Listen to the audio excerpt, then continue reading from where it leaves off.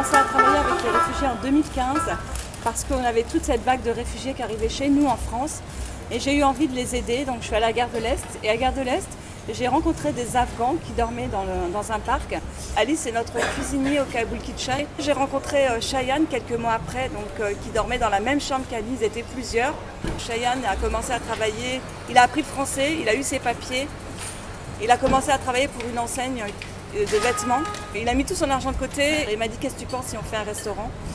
Et j'ai dit « D'accord, on va essayer ». Moi je m'appelle Cheyenne et je viens de l'Afghanistan et ça fait 12 ans que je suis en France. En fait, j'ai passé beaucoup de pays. Et on peut dire à peu près 13 ou 14 pays pour arriver en France. Et je suis arrivé en France en 2017.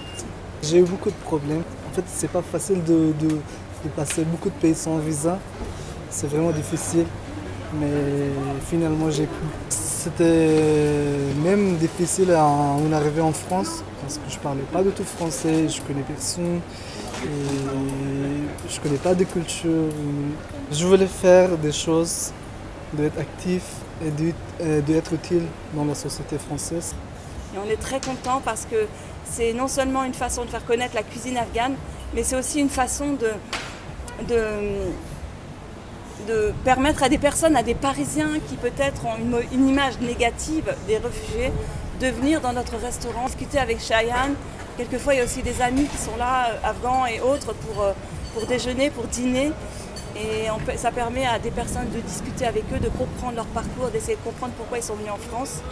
Et c'est aussi ça le Kabul Kitchen. À la fin de la journée, tout ce qu'il reste, on le donne aux gens qui sont dans le besoin et qui dorment dans la rue.